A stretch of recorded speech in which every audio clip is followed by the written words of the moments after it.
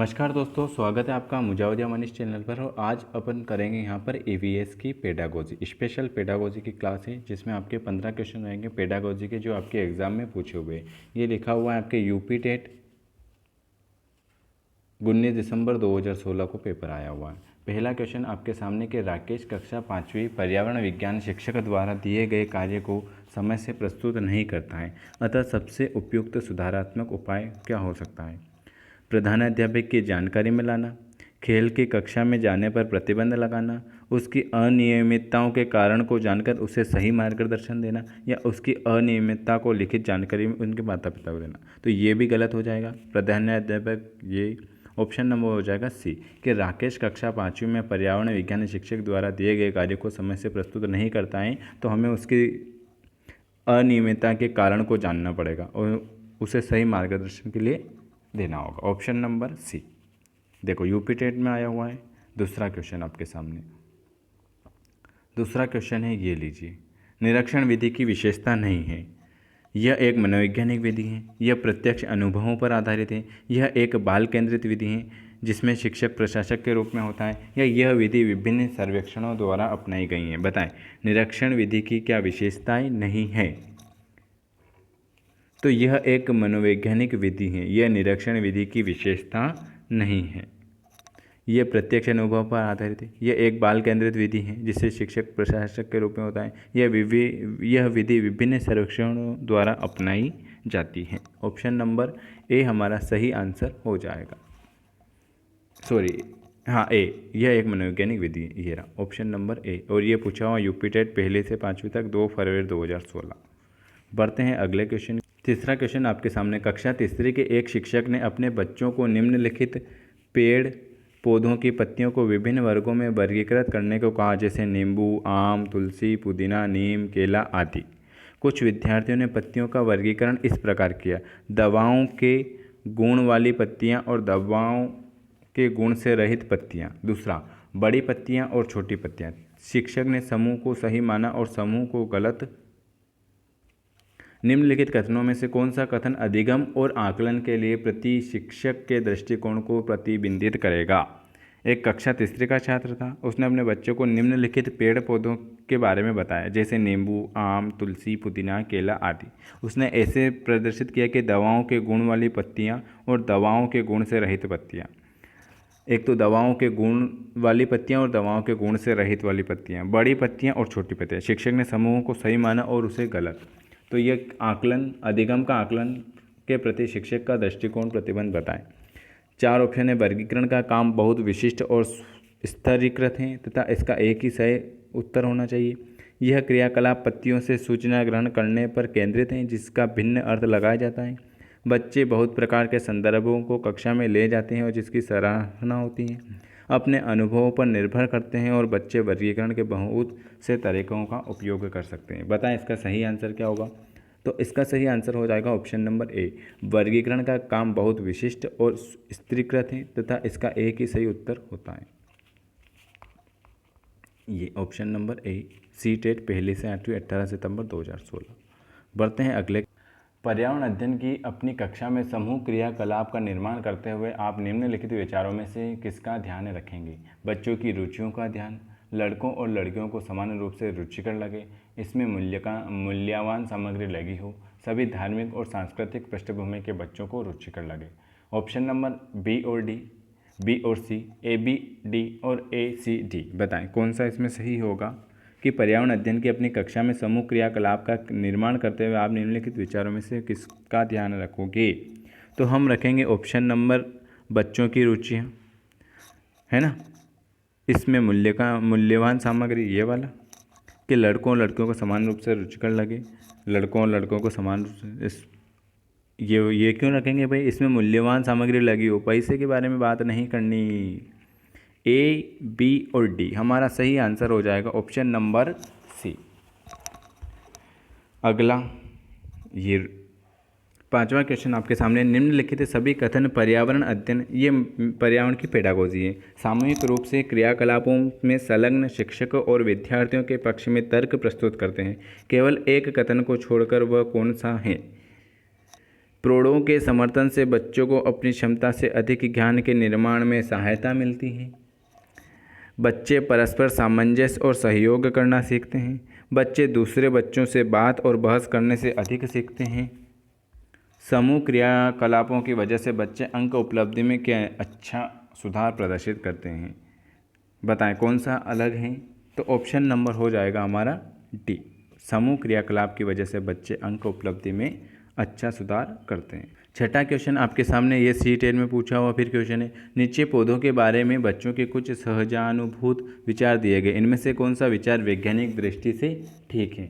घास पौधा नहीं है, कुछ सब्जियां फल देती हैं, बीज किसी पौधे का हिस्सा नहीं होते, गाजर और बंद गोभी पौधे नहीं हैं। नीचे जो पौधों के बारे में बच्चों को कुछ बताया गया है, इनमें से कौन सा विचार वैज्ञानिक दृष्टिकोण से ठीक है, बताएं।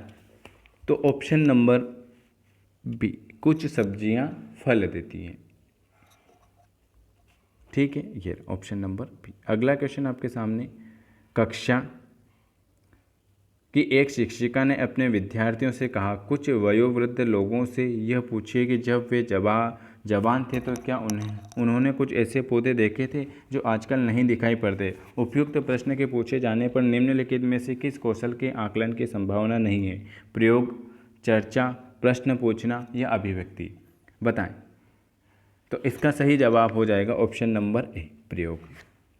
आठवां क्वेश्चन आपके सामने, निम्नलिखित प्रश्नों को पढ़िए। मैंने क्रियाकलाप की योजना कितनी अच्छी बनाई, मैंने योजनाओं का अनुसरण कितना अच्छा किया, मेरी शक्तियाँ क्या थी, मुझे सचमुच कठिन क्या लगा। ऊपर दिए गए 4 प्रश्नों के प्रकार के प्रश्नों के उत्तर से होगा शिक्षकों का स्व आकलन। ये जो 4 प्रश्न पूछ रखे इसने कि मैंने क्रियाकलाप की योजना कितने अच्छे से बनाई, मैंने योजना का अनुसरण कितने अच्छे से किया, मैंने शक्तियाँ क्या थी, मुझे सचमुच कठिन क्या लगा। ये जो 4 ऑप्शन है इससे क्या होगा, शिक्षकों का आकलन होगा, बच्चों और शिक्षकों दोनों का आकलन होगा, शिक्षकों द्वारा समग्र आकलन होगा या बच्चों का स्व आकलन होगा। बताएं इसका सही आंसर क्या होगा।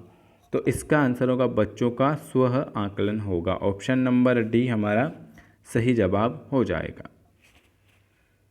अगला क्वेश्चन है, पर्यावरण अध्ययन की पाठ्यपुस्तक में प्रयुक्त भाषा रूखी और बच्चों के द्वारा समझने में कठिन होनी चाहिए, परिभाषाओं पर बल देते हुए औपचारिक बनाई जानी चाहिए, तकनीकी और औपचारिक होनी चाहिए या बच्चों की दिन प्रतिदिन की भाषा से संबंध होनी चाहिए। बताएं पर्यावरण अध्ययन की पाठ्यपुस्तक में प्रयुक्त भाषा तो बच्चों की दिन प्रतिदिन की भाषा से समृद्ध होनी चाहिए। ऑप्शन नंबर डी हमारा सही आंसर हो जाएगा।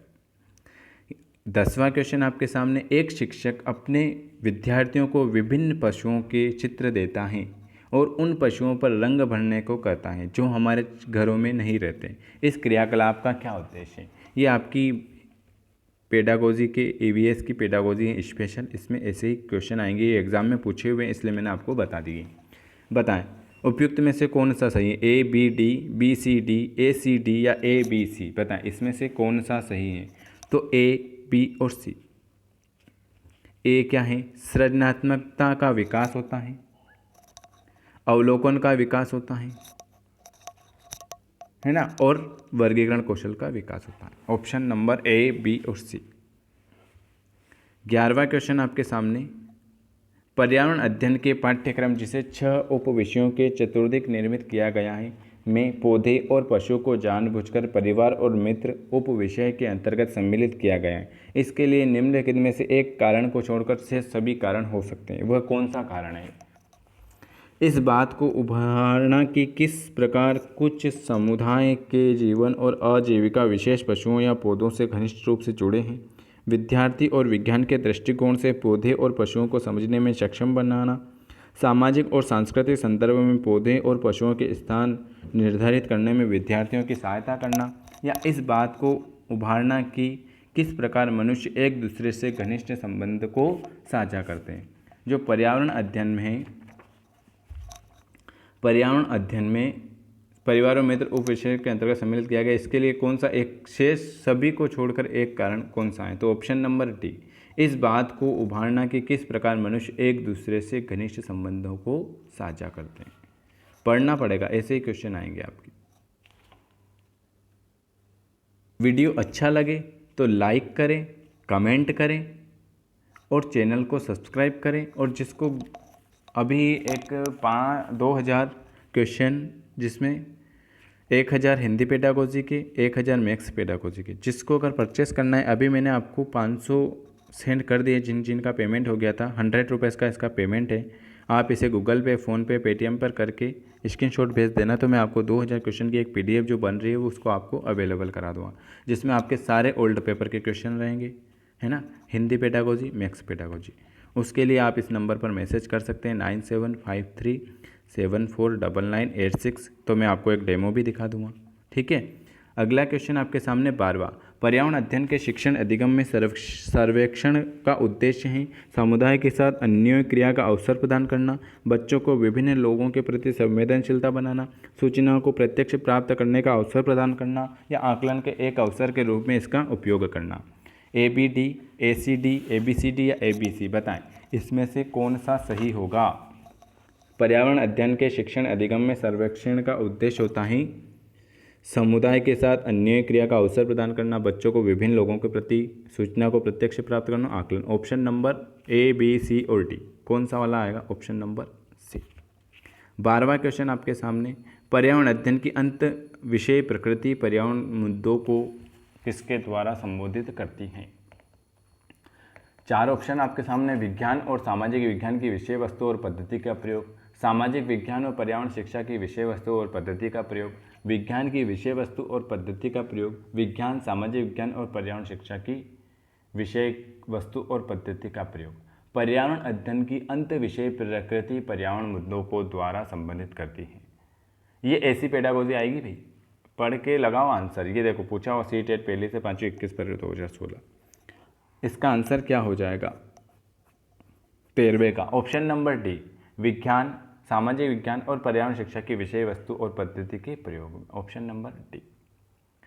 14वां क्वेश्चन आपके सामने, कक्षा 5वीं के शिक्षक एक सवाल देते हैं। कौन सा सवाल देते हैं भाई? और राम, पेड़ों के 5 लाभ लिखिए, जबकि कक्षा के शिक्षक निम्न सवाल देते हैं, क्या होगा अगर धरती पर कोई पेड़ ना हो? 5 के शिक्षक एक सवाल देते हैं। ये कौन सा? बुद्ध अंत वाला अभिसारी है और मुक्त अंत वाला अपसारी है, मुक्त अंत वाला अपसारी और बुद्ध अंत वाला अपसारी है, मुक्त अंत वाला अपसारी और बद्ध अंत वाला अपसारी, बद्ध अंत वाला अपसारी और मुक्त अंत वाला अपसारी। ये जो क्वेश्चन है ये कौन सा है? पेड़ों के 5 लाभ लिखिए, जबकि कक्षा के शिक्षक निम्न सवाल देते हैं, क्या होगा अगर धरती पर कोई पेड़ नहीं है? तो ये है भाई बद्ध अंत वाला है अपसारी है और मुक्त अंत वाला अपसारी। ऑप्शन नंबर D हमारा सही जवाब हो। 15वां क्वेश्चन, कक्षा पहली में पर्यावरण अध्ययन में शिक्षार्थियों के आकलन के बारे में निम्नलिखित में से कौन से सत्य हैं? मौखिक परीक्षाएं क्योंकि हो सकता है कि बच्चे लिखने में सक्षम न हो, ड्राइविंग क्योंकि बच्चे को इसमें आनंद आता है, शिक्षकों का अवलोकन और रिकॉर्डिंग, किसी को न रोके, नीति को ध्यान में रखते हुए आकलन की कोई आवश्यकता नहीं है। A 2 3 पहला, केवल चौथा C है 1 2 और D है तीसरा और चौथा। कक्षा पहली में पर्यावरण अध्ययन में शिक्षार्थियों के आकलन के बारे में कौन सा सत्य है? 15वें का आंसर बताना है आपको। तो इसमें है पहला, दूसरा, तीसरा। मौखिक परीक्षाएं क्योंकि हो सकता है कि बच्चे लिखने में सक्षम न हो, ये सही है। ड्राइविंग क्योंकि बच्चों को इसमें आनंद आता हो, शिक्षकों का अवलोकन रिकॉर्डिंग, किसी को न रोके, नीति को ध्यान में रखते हुए आकलन। ये अगला क्वेश्चन, महेश कक्षा 4 के शिक्षक हैं। वे वृक्ष संरक्षण को अवधारणाओं पर शिक्षार्थियों को संवेदनशील बनाने के लिए योजना बनाते हैं। निम्नलिखित में से कौन सी एक गतिविधि इस उद्देश्य के लिए सर्वाधिक उपयुक्त है? जो महेश कक्षा 4 का शिक्षक हैं वे वृक्ष के बारे में बताते हैं, तो इसमें से कौन सा सही है? वाद विवाद प्रतियोगिता का आयोजन करना? नहीं भाई, लड़ाई झगड़े क्यों करेंगे। एक पौधे को अपनाने और उसका पोषण करने के लिए प्रत्येक शिक्षार्थी को अभिप्रेरित करना, ये हो सकता है, देखना पड़ेगा। पोस्टर प्रतियोगिताओं में हिस्सा लेने के लिए शिक्षार्थियों को प्रोत्साहित करना? नहीं। समूह चर्चा के लिए शिक्षार्थियों को? नहीं। ऑप्शन नंबर B, एक पौधे को अपनाना और उसका पोषण करने के लिए प्रत्येक शिक्षार्थियों को अभिप्रेरित करना। ये आज मैंने आपको EVS पेडागोजी के 16 क्वेश्चन कराएं। आपको वीडियो कैसा लगा नीचे कमेंट बॉक्स में कमेंट करें। वीडियो देखने के लिए आप सभी का बहुत बहुत धन्यवाद।